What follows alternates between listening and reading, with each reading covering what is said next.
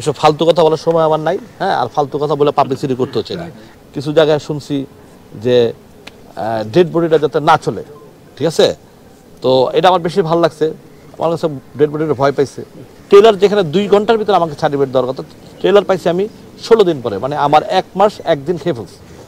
হ্যাঁ, কে খাইলো আমি নিজেও যাই না, আজও পর্যন্ত যাই না, খুঁজতেও যাইনি, ঠিক আছে?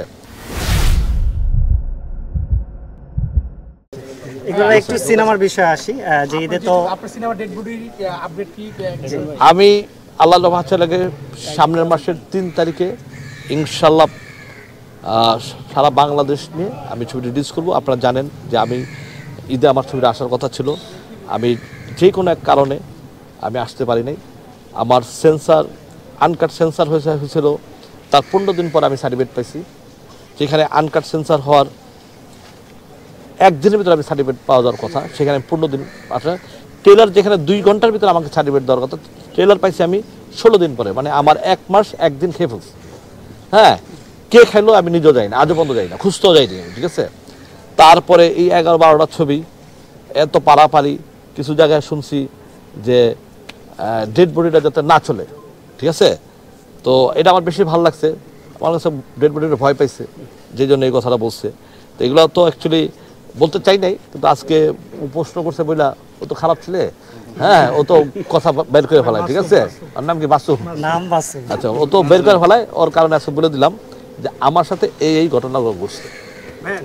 গুঞ্জন শোনা যাচ্ছে নাকি আপনি বিশাল একটা মহড়া নিয়ে বেরোতে যাচ্ছেন? আমি ইনশাআল্লাহ আল্লাহ যদি বাচ্চা রাখে, আমি সিনেমাটা 29 তারিখে আমি একটা আরেকটা ঈদ আমি বানাবো, যেটা 3 তারিখে ইনশাআল্লাহ সারা বাংলাদেশের হলে চলবে।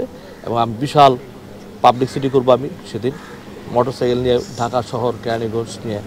হ্যাঁ, মোটামুটি আমার যারা ছোটো ভাই ব্রাদার আছে, আমার যারা ভক্ত আছে, 200-300 মোটরসাইকেল থাকবে।